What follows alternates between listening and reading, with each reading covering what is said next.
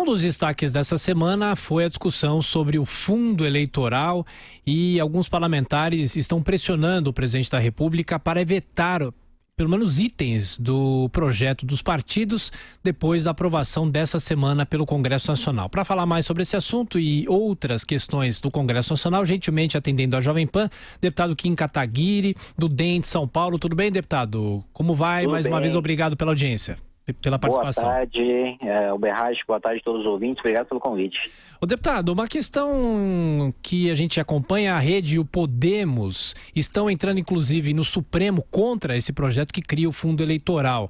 O senhor acha que o presidente da República deveria vetar tudo? Alguns pontos podem ajudar os partidos para o ano que vem? O que o senhor acha que deve ser feito a partir de agora? Eu acredito que o presidente deva vetar e deva utilizar todo o seu prazo de 15 dias para fazer com que a votação do veto politicamente fique inviável para a aplicação das eleições do ano que vem, o que vai fazer com que o parlamento perca interesse.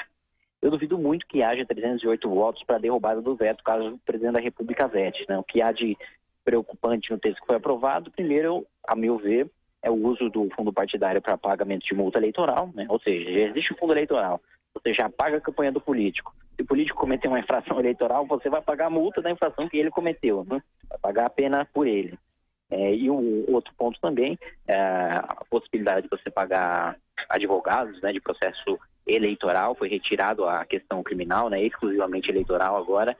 Também, caso o político responda a algum tipo de processo, você financia um advogado, você financia o contador, e também a possibilidade de se adquirir imóveis e a volta, né, isso acho que precisa ter destaque, que poucas pessoas estão levantando, a volta do tempo de televisão para propaganda partidária, né, e não propaganda eleitoral. Quando foi criado o fundo público, a desculpa orçamentária que foi dada foi o seguinte: bom, a gente vai economizar, que é acabando com a propaganda de televisão dos partidos, e vai utilizar esse dinheiro para fazer o fundo eleitoral de campanha, o que foi feito. Agora, não extinguiram o fundo eleitoral, né? Pelo contrário, até o governo Jair Bolsonaro mandou um aumento de 30 bilhões no fundo partidário. Depois de pressão, manteve o valor de 1,7 bi da última eleição para o fundo eleitoral. E aí, a gente está criando esse gasto a mais num momento de crise, uma crise que ainda persiste, né? Apesar dos avanços recentes na agenda econômica, e a gente cria mais um gasto que onera mais uma vez num momento em que a população não tem grande apreço pelos partidos políticos. Eu duvido muito que qualquer propaganda de televisão vai mudar esse pensamento. E, deputado, em relação ao Caixa 2, especialistas apontam que esse projeto, da forma como foi aprovado, pode incentivar ainda mais o Caixa 2. No entendimento do senhor, isso é possível? Eu não vejo nenhuma nova brecha para a Caixa 2. Eu já acredito que só pelo fato do nosso financiamento ser público, essencialmente, e ter a proibição de doação empresarial, o Caixa 2 já foi institucionalizado, né? Não vejo uma mudança na lei do fundo partidário piorando esse cenário que já está absolutamente caótico, né? Porque o argumento que os deputados usam, né, os que estão a favor do fundo, é de que não, é melhor usar o fundo ter independência do que receber dinheiro de empresa e ficar dependendo da empresa.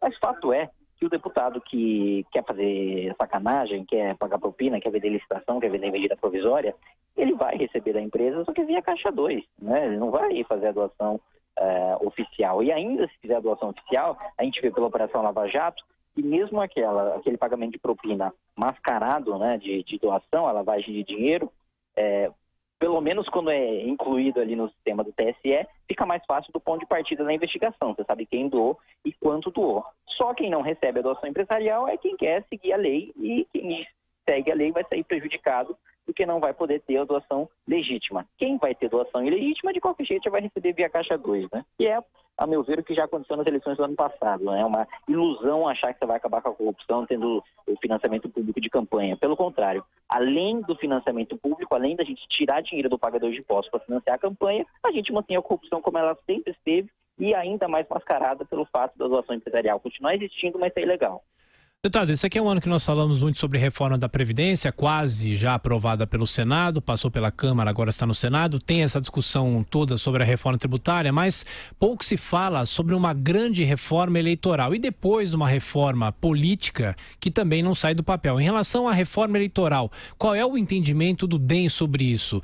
De que maneira que as empresas ou o dinheiro deveria ser destinado aos partidos políticos para as eleições? Qual que é o entendimento do partido do senhor? Olha, eu não posso falar pelo meu partido, né? Não sou líder do partido, não faço política partidária, não sou dirigente. Posso falar por mim, pelo Movimento Brasil Livre, pelos 4 deputados que nós elegemos aí em partidos diferentes, né? Eu pelos Democratas, outro pelo PSC e outro pelo PP.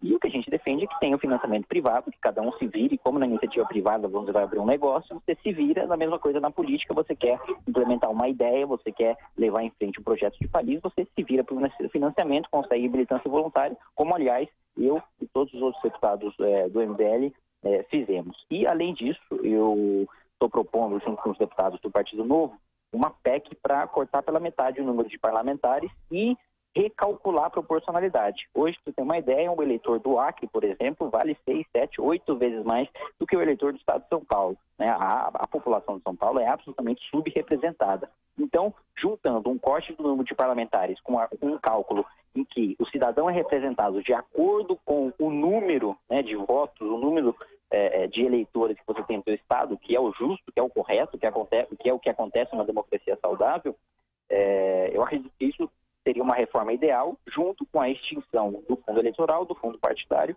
do tempo de televisão para os partidos e do tempo de televisão para os candidatos, mas com a volta do financiamento empresarial. Eu acredito nesse meio, doa quem quer, não doa quem não quer, quem fizer sacanagem é investigado pelo Ministério Público, responde processo, vai preso. Nada de dinheiro público nas campanhas? Não, eu sou absolutamente contrário você ser obrigado a financiar ao mesmo tempo a campanha do Lula e do Bolsonaro, né? Ainda que você não concorde com nenhum deles, ou mesmo que você concorde com um deles, você não é obrigado a financiar a campanha deles, né? O cidadão decide o que fazer com o seu dinheiro e campanha política não é prioridade para o erário. O deputado, falando sobre a reforma tributária, nessa sexta-feira o governo confirmou o nome do novo secretário da Receita, o anterior caiu por causa da defesa de um imposto semelhante à CPMF.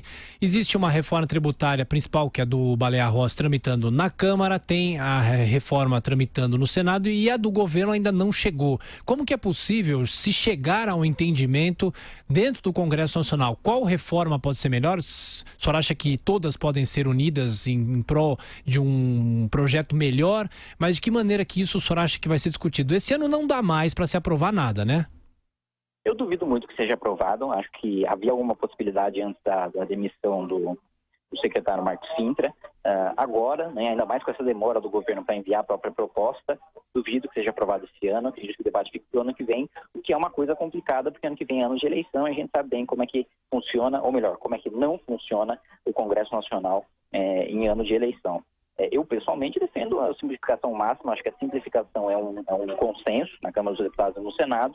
A grande briga está na questão da repartição, né, de como vai ficar para os estados e para os municípios, né? Tem uma pressão grande dos governadores e dos prefeitos que têm medo de perder receita, o que é um medo legítimo. A gente está num momento de crise, porém também não dá para a gente manter o modelo atual sob o pretexto de ter a segurança para os prefeitos e para os governadores. Mais importante do que ter essa segurança para os políticos de que eles vão ter o orçamento, a arrecadação como eles têm hoje, é a gente simplificar o sistema para facilitar o ambiente de negócio e a gente atrair mais empresas e conseguir mais investimento, gerar mais emprego, gerar mais renda. Agora, por enquanto, eu não vejo muito debate de mérito em relação à reforma tributária, né? Acho que isso tende a ficar mais para o ano que vem.